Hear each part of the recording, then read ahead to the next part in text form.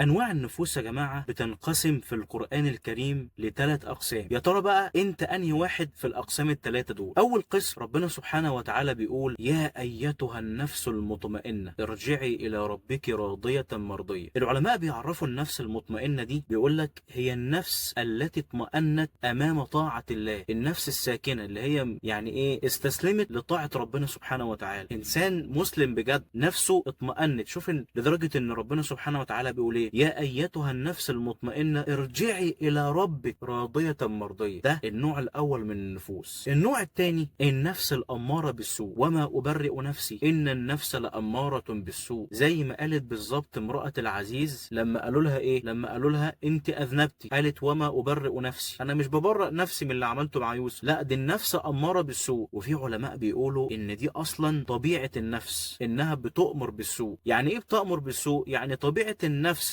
في الاساس خالص انها ما بتندمش على اللي بتعمله وما بتزعلش على اللي بيفوت منها. ونيجي بقى على النوع الثالث، ويعتبر اهم نوع من الاتنين اللي فاتوا، اسمه النفس اللوامة. لدرجة ان ربنا سبحانه وتعالى من كتر ما النوع ده عظيم اقسم بيه، لان ربنا سبحانه وتعالى لا يقسم الا بالعظيم. انت لما تيجي تحلف بتحلف بايه؟ مش بتحلف بربنا، تمام؟ فربنا سبحانه وتعالى اقسم بالنفس اللوامة فقال: لا اقسم بيوم القيامة ولا اقسم بالنفس اللوامة أيحسب الإنسان أن لن نجمع عظامه. لأنها تلوم نفسها على ما مضى من الخير، زعلانة على اللي عدى من الخير، يا ريتني كنت زودت نفسي من الخير، وتندم على ما فعلت من المعاصي. حتى في جملة كده الناس بيقولوها: اعلم أنك إذا ندمت على ما مضى أو إذا ندمت على ما لم تفعله من الصالحات فاعلم أنك إنسان صالح. والسؤال هنا بقى يا جماعة، طب احنا دلوقتي طبيعة النفس أمارة بالسوء، هو احنا ممكن نكون أو نوصل لمرحلة النفس اللوامة دي؟ يا ترى احنا بنلوم نفسنا على الذنب اللي بنعمله، او بنلوم نفسنا على الوقت اللي بيعدي من ايدينا واحنا مش حاسين بيه، او احنا مش ندمانين عليه؟ انت تعرف ان في بعض الصالحين وفي كتير قوي من الناس بيقول لك اللهم اجعلني من النفس اللوامة، لانه لو ربنا جعله من النفس اللوامة ربنا سبحانه وتعالى هيديه ثواب كبير قوي. ودايما افتكر الآية اللي غالبا بقولها في فيديوهات كتير قوي من فيديوهاتي،